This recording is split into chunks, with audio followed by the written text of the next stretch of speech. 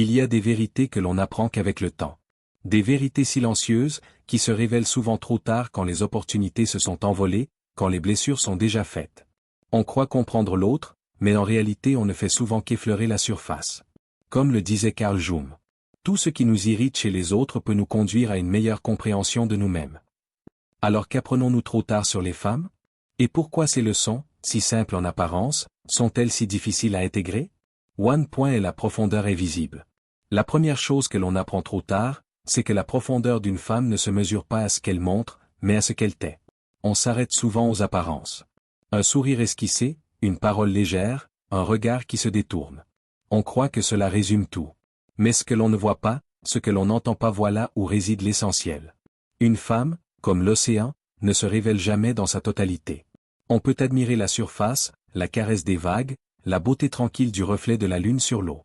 Mais qui ose plonger découvre un autre monde, des abysses pleines de mystères, de tempêtes silencieuses, de courants invisibles qui façonnent tout. Le silence de la femme est une leçon pour l'homme, dit un proverbe persan. Mais combien d'hommes, combien d'êtres humains en général, se contentent d'interpréter ce silence comme un vide? As-tu déjà pris le temps d'écouter ce qui ne se dit pas? As-tu déjà eu la patience d'observer ce qui vit dans l'ombre des mots, dans l'intervalle entre deux respirations? Il est facile de croire que comprendre une femme, c'est décrypter ce qu'elle exprime clairement. Pourtant, la vérité est plus subtile. Les mots qu'elle prononce ne sont souvent que la surface d'un langage plus profond. Derrière chaque mot non dit, derrière chaque soupir, se cache un univers entier. Une femme se tait parfois non parce qu'elle n'a rien à dire, mais parce que tout ce qu'elle porte serait trop lourd à exprimer. Elle se tait parce qu'elle a déjà dit, et qu'elle n'a pas été entendue. Elle se tait parce qu'elle sait que certains silences résonnent plus fort que n'importe quel cri. Le silence d'une femme est une mélodie muette. Ceux qui savent écouter au-delà des sons entendent une vérité plus vaste que 1000 discours. Pense à l'océan encore une fois. Il semble calme, il semble tranquille. Mais sous cette immobilité apparente, il existe des forces colossales, des mouvements que personne ne voit, mais qui influencent chaque vague, chaque marée. Une femme fonctionne de la même manière. Elle peut paraître immobile, mais en elle se jouent des tempêtes, des réflexions, des souvenirs, des rêves, des blessures. Combien de fois as-tu traversé la surface d'une relation, sans jamais plonger pour découvrir les abysses qui s'y cachaient? Combien de fois as-tu pris le silence d'une femme pour de l'indifférence, alors qu'il était en réalité un langage plus fort que les mots? Une chose qu'on apprend trop tard, c'est que le silence d'une femme n'est pas vide. Il est habité. Habité par des histoires qu'elle a dû taire parce que personne ne voulait les entendre. Habité par des émotions qu'elle a préféré retenir pour ne pas blesser, pour ne pas paraître trop sensible, trop fragile. Habité par des vérités que la société lui a demandé de cacher. C'est dans ce silence que réside la plus grande richesse. Et celui qui n'écoute pas ce silence passera toujours à côté de ce qu'elle est réellement. Certains disent, elle ne parle pas, donc elle n'a rien à dire. Mais ce jugement n'est qu'une illusion. Le silence n'est pas l'absence. Le silence est une forme d'expression. C'est parfois le langage le plus pur. Rumi écrivait. Le silence est la langue de Dieu, tout le reste est une mauvaise traduction. Alors imagine le silence d'une femme, non pas comme un manque, mais comme une langue sacrée. Et toi, sais-tu l'entendre? Il faut parfois des années pour apprendre que ce silence est une invitation. Une invitation à ralentir. À poser les armes de la parole inutile. À entrer dans un espace où la compréhension ne vient pas des oreilles, mais du cœur. Lorsque tu t'assois en face d'elle et que tu apprends à respecter ce silence, quelque chose se transforme. Ce n'est plus toi qui l'interprète, c'est elle qui te révèle. Tu n'as plus besoin de chercher à comprendre, tu ressens. Tu perçois une vérité brute, sans filtre, comme une vibration. As-tu déjà ressenti ce moment où un silence partagé devient plus fort qu'un discours? As-tu déjà laissé une femme t'enseigner la profondeur non par ce qu'elle dit, mais par ce qu'elle retient? La profondeur invisible est là, sous tes yeux, et pourtant tu passes à côté parce que tu cherches toujours ce qui brille en surface. Tu veux des mots, des explications, des certitudes, alors qu'elle t'offre quelque chose de plus précieux, le mystère. Une femme n'est pas faite pour être décodée comme une énigme. Elle est faite pour être contemplée, respectée, rencontrée dans sa vérité silencieuse. Et souvent, ce que l'on regrette le plus tard, c'est de n'avoir pas su écouter ce qui n'était pas dit. Voilà pourquoi la première chose que l'on apprend trop tard, c'est que la profondeur d'une femme ne se mesure pas à ce qu'elle montre, mais à ce qu'elle tait. Tout point est la force cachée. On apprend trop tard que la force d'une femme ne réside pas dans ce qu'elle endure, mais dans ce qu'elle choisit de transformer. On la croit fragile. On la pense vulnérable. On croit que ses larmes sont le signe d'une faiblesse. Mais c'est là la première erreur. Car derrière chaque larme, il y a un feu qui ne s'éteint pas. Derrière chaque silence, il y a une lucidité qui observe, qui analyse, qui attend. Une femme peut plier. Oui. Elle peut plier sous le poids des responsabilités, sous les injustices, sous les attentes impossibles. Mais elle ne se brise pas. Elle se relève. Elle reprend forme. Comme l'acier, elle se forge au feu des épreuves. Nietzsche l'a dit. Ce qui ne me tue pas me rend plus fort. Chez la femme, cette phrase prend une dimension que peu d'hommes mesurent. Car ce qui ne la tue pas, elle ne se contente pas de le surmonter. Elle le transforme en énergie, en sagesse, en patience, en détermination. Regarde l'histoire. Regarde les siècles. Les femmes ont porté le poids du silence imposé, du mépris institutionnalisé, des chaînes visibles et invisibles. Et pourtant, elles ont tenu. Elles ont avancé. Elles ont transmis la vie, l'espoir, la mémoire. La femme est une survivante. Elle a traversé les guerres, les famines, les humiliations. Et à chaque génération, elle a transformé sa douleur en force pour que ses enfants, pour que l'humanité entière, puisse continuer d'exister. As-tu déjà vu la puissance d'une femme qui protège ce qu'elle aime? As-tu déjà observé comment elle transforme une blessure en leçon, une chute en marche vers autre chose? On confond souvent la patience de la femme avec une forme de passivité. Grave erreur. La patience d'une femme est une stratégie. Ce n'est pas de la soumission, c'est de la lucidité. Elle attend non parce qu'elle n'a pas d'option, mais parce qu'elle sait que le moment viendra où elle frappera juste, où elle avancera sans retour. Un silence peut être une arme. Une absence de réaction, une manière de dire, je n'ai pas besoin de m'abaisser à ce niveau, je sais ce que je vaux. La femme n'a pas besoin d'imposer sa force par le bruit. Sa force est tranquille, mais implacable. La résilience féminine est une énigme pour beaucoup. Comment peut-elle continuer à donner alors qu'on lui a tout pris? Comment peut-elle aimer alors qu'elle a été trahie? Comment peut-elle sourire alors que son cœur a été brisé 1000 fois? La réponse est simple, parce qu'elle choisit. Elle choisit de ne pas être définie par ce qu'on lui a fait. Elle choisit de transformer la douleur en une autre forme d'énergie. Elle plie, mais ne cède pas. Elle recule, mais c'est pour mieux avancer. Elle souffre, mais elle se reconstruit avec une force plus grande que celle qu'elle avait avant. Regarde autour de toi. Regarde les femmes que tu connais. Combien portent des fardeaux invisibles tout en continuant à avancer? Combien supportent les tempêtes intérieures, tout en maintenant une façade de stabilité pour protéger ceux qu'elles aiment? Elles ne s'écroulent pas, parce qu'elles savent que si elles tombent, beaucoup tomberont avec elles. C'est là leur puissance cachée, elles sont les piliers silencieux sur lesquels reposent des familles, des communautés, des sociétés entières. Combien de fois as-tu sous-estimé cette puissance tranquille, pensant qu'elle ne faisait rien? Et si ce que tu appelles ne rien dire était en réalité une observation profonde, une préparation méthodique, une maîtrise intérieure? La force d'une femme ne se mesure pas dans l'instant. Elle se mesure dans le temps. L'homme s'impose souvent par la force immédiate, par l'action visible, par le bruit. La femme, elle, s'impose par la constance, par la durée, par l'endurance. Elle attend. Elle endure. Elle absorbe. Et quand le moment vient, elle libère cette force accumulée, et rien ne peut l'arrêter.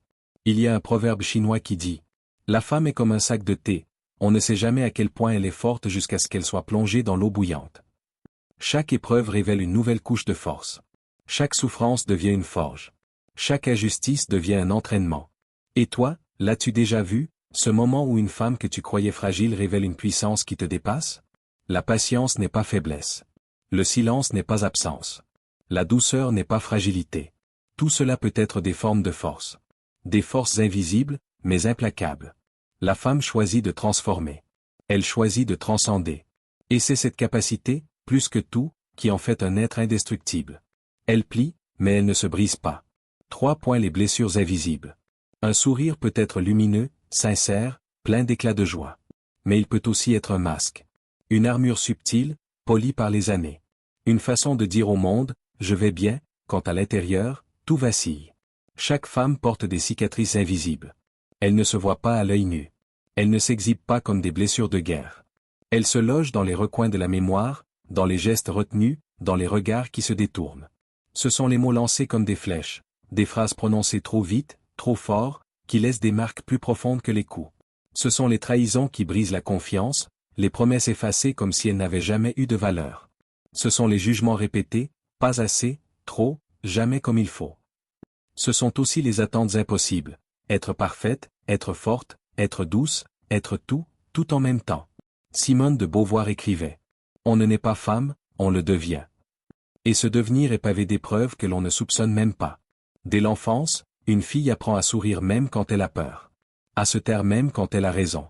À plaire pour être acceptée. À se protéger des regards, des mots, des gestes. Chaque étape de sa vie construit une couche supplémentaire. Une carapace invisible. Un mur de résilience. Mais derrière ce mur, il y a des blessures, parfois béantes. T'es-tu déjà demandé combien de combats une femme mène en silence, pendant que toi tu ne vois qu'un visage paisible? Le plus douloureux, c'est l'invisibilité de ces blessures. On ne les reconnaît pas, parce qu'elles ne saignent pas. On ne les voit pas, parce qu'elles ne laissent pas de traces physiques. Pourtant, elles pèsent lourd. Elles façonnent la manière de se tenir, de parler, d'aimer. Une femme peut sourire à l'extérieur, mais à l'intérieur lutter contre l'ombre des critiques incessantes. Elle peut rire dans une pièce pleine de monde, et se sentir terriblement seule une fois la porte refermée. Elle peut donner de l'amour à tous, sans jamais recevoir l'attention qui lui permettrait de guérir. Ces blessures invisibles ne sont pas seulement personnelles. Elles sont aussi collectives. Elles portent l'héritage des générations. Les silences imposés à sa mère, les injustices subies par sa grand-mère, les renoncements de toutes celles qui l'ont précédée. Chaque femme porte dans son corps et dans son cœur une mémoire transmise, un poids qu'elle n'a pas choisi, mais qu'elle doit transformer. As-tu déjà regardé une femme en te demandant non pas ce qu'elle montre, mais ce qu'elle porte? As-tu déjà pris la peine d'honorer cette bataille invisible? Il y a des cicatrices qu'on ne verra jamais. Elles se cachent dans les détails, dans une hésitation avant de répondre, dans un geste trop rapide, dans un regard qui s'éteint soudainement. On croit qu'elle dramatise, qu'elle exagère, qu'elle est trop sensible. On juge sans savoir. Mais ce que l'on ignore, c'est qu'une simple parole peut réactiver 1000 blessures accumulées.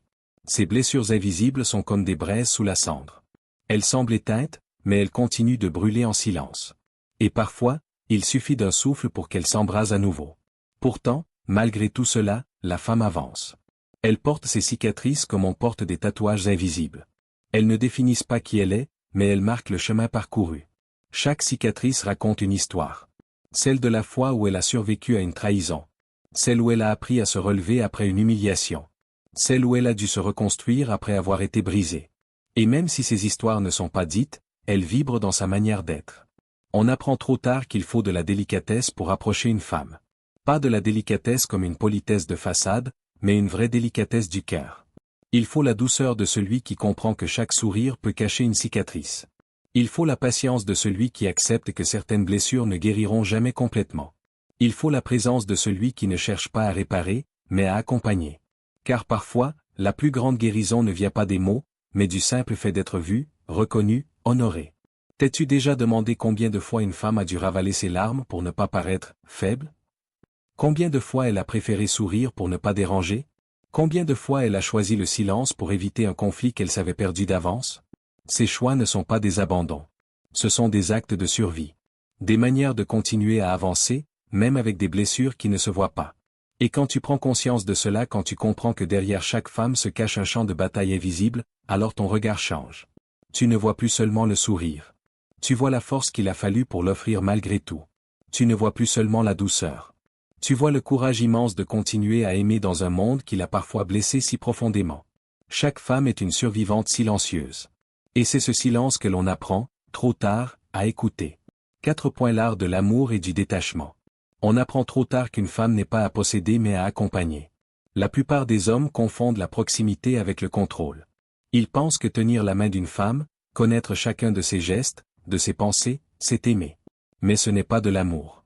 C'est une illusion, un mirage qui emprisonne celui que l'on croit protéger. L'amour véritable ne cherche pas à enchaîner. Il ne cherche pas à posséder, à contraindre ou à modeler l'autre selon ses désirs.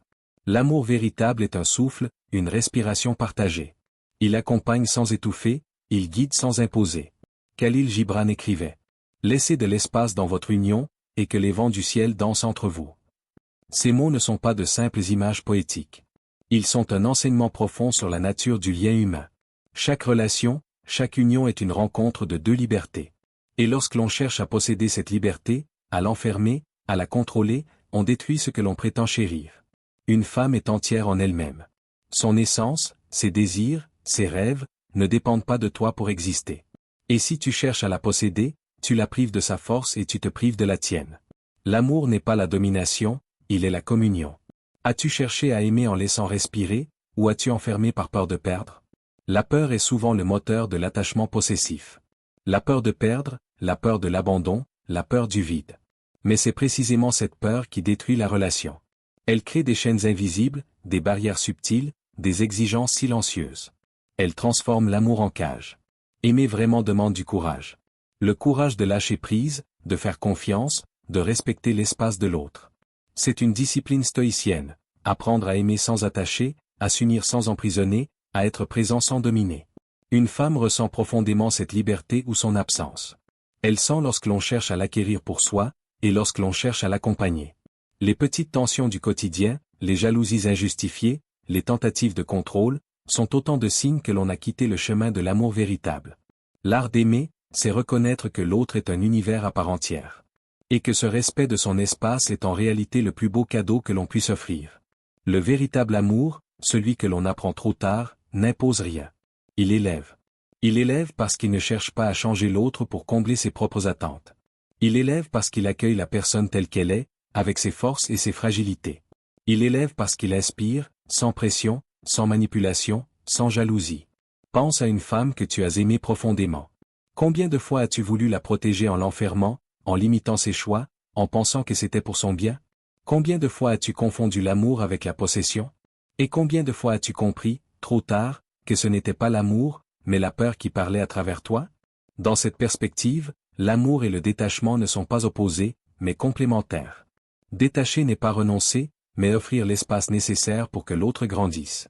Aimer pleinement, c'est accepter que l'autre évolue, qu'elle change, qu'elle s'épanouisse même si cela signifie qu'elle s'éloigne parfois de toi. Et si le véritable amour était justement celui qui n'impose rien, mais qui élève l'autre vers ce qu'il est destiné à devenir? La peur de perdre conduit souvent à l'avidité, à la tentation de retenir l'autre à tout prix. Mais la vie, et l'amour avec elle, est un flux continu. Il faut apprendre à marcher avec ce flux, à naviguer sans contrôler, à aimer sans enfermer. Chaque geste, chaque mot, chaque silence respectueux devient un ciment fragile mais solide, capable de soutenir la relation sur le long terme. Une femme aime profondément quand elle se sent libre. Elle s'ouvre pleinement, elle donne sans mesure, elle investit toute son énergie émotionnelle lorsqu'elle sent que l'espace qui lui est offert n'est pas un piège mais un soutien. Et l'homme qui comprend cela découvre alors que la véritable intimité ne vient pas de la proximité forcée, mais de l'union des libertés. L'amour n'est pas possession. Il est regard attentif, écoute sincère, respect silencieux. Il est un terrain fertile où deux êtres grandissent côte à côte, sans que l'un écrase l'autre. Chaque relation devient alors une école de sagesse. Une école où l'on apprend que le contrôle est illusion, que la peur est l'ennemi, et que la liberté est le langage secret de l'amour durable. Les vents du ciel qui dansent entre deux êtres sont les épreuves, les tensions, les conflits et les réconciliations. Et si l'on sait respecter cet espace, si l'on sait accueillir ces vents sans résistance, l'amour devient une danse, un souffle partagé, une énergie qui ne diminue jamais, même lorsqu'elle prend des formes nouvelles. Il est triste de constater combien d'hommes comprennent trop tard cette vérité. Trop souvent, l'étreinte devient cage, le regard devient jugement, et le lien devient tension. Mais il est possible d'apprendre, même après des années, que la beauté de l'amour réside dans la liberté, et que le vrai attachement se mesure à la capacité de l'autre à s'épanouir, et non à sa proximité forcée. Aimer, dans sa forme la plus pure, c'est accompagner. C'est être présent, solide, et pourtant léger. C'est guider sans imposer, protéger sans enfermer, soutenir sans asphyxier. Et c'est seulement lorsque l'on commence à voir l'amour ainsi que l'on comprend vraiment la profondeur d'une femme et la valeur de ce lien unique. 5. La vérité ultime. Enfin, on apprend trop tard que comprendre une femme, ce n'est pas la décoder. Ce n'est pas d'une équation à résoudre, ni un livre dont toutes les pages seraient à lire pour saisir le sens. Ce n'est pas un code à craquer, ni un labyrinthe à explorer jusqu'au centre. Comprendre une femme, c'est accepter qu'elle est un mystère vivant. Elle n'est pas un objet d'analyse. Elle est un être en mouvement, en transformation constante, un univers dont chaque recoin est façonné par des expériences, des douleurs, des joies, des silences, et des éclats de lumière. Elle change et renaît à chaque instant, parfois de manière imperceptible, parfois de manière bouleversante. On apprend trop tard que ce mystère n'est pas à conquérir. Tenter de tout comprendre, de tout contrôler, de tout prévoir, c'est réduire ce mystère à une ombre figée de ce qu'il est réellement. Et dans cette réduction, on perd la beauté même de ce que l'on prétend vouloir connaître. Une femme n'est pas faite pour être comprise totalement. Elle est faite pour être honorée, respectée, rencontrée dans sa vérité. Chaque geste, chaque parole, chaque silence mérite une attention consciente. Chaque émotion est un reflet d'un monde intérieur que tu ne peux ni posséder ni enfermer. Proverbe africain. Une femme est une école. Si tu l'éduques bien, tu éduques une nation. Réfléchis à cette vérité. Une femme est bien plus qu'un être individuel. Elle est un vecteur de vie, de culture, de transmission. Les forces qu'elle incarne et les leçons qu'elle porte se répercutent sur tous ceux qui l'entourent. Et ceux qui comprennent trop tard cette responsabilité découvrent la portée immense de son existence et de ses choix. Trop souvent, les hommes cherchent à réduire une femme à des définitions simples, douce ou forte, aimante ou distante, fragile ou courageuse. Mais chacune de ces étiquettes est un piège. Une femme ne peut être enfermée dans des cases. Elle est contradiction et harmonie à la fois. Elle est éclat et silence. Elle est rage et douceur. Elle est mystère et lumière. Et toi, que fais-tu avec ce mystère? Tentes-tu de l'enfermer dans des définitions, dans des catégories, dans une vision qui te rassure, ou oses-tu t'y perdre pour mieux te retrouver? Le mystère d'une femme est un miroir. Ce que tu observes dans sa profondeur, dans ses blessures invisibles, dans ses forces cachées, dans ses choix silencieux, te renvoie toujours à toi-même. Elle révèle les parties de toi que tu refuses de voir, les ondes que tu ignores, et les forces que tu ne soupçonnais pas. Lorsque tu t'approches de ce mystère avec humilité et respect, il devient un lieu de révélation. Il t'invite à comprendre que la connaissance n'est pas la possession, que l'intimité n'est pas le contrôle, et que l'amour n'est pas la domination. Regarde ses yeux, et tu verras des mondes entiers. Écoute son silence, et tu percevras des histoires que les mots n'atteignent pas. Sentez sa présence, et tu comprendras qu'un simple contact peut contenir plus de vérité qu'un long discours. Mais attention. La véritable révélation vient uniquement lorsque tu cesses d'essayer de tout savoir. Lorsque tu acceptes qu'elle reste mystérieuse, même lorsque tu crois la connaître. Lorsque tu renonces à la certitude et que tu embrasses l'inconnu. Une femme est à la fois forteresse et rivière. Tu peux admirer la solidité de ses murs, mais il y a toujours un courant sous-jacent, imprévisible, qui façonne ses choix et son chemin. La comprendre complètement serait comme prétendre que l'on peut prédire le flux des rivières ou décrypter chaque mouvement des étoiles. C'est impossible.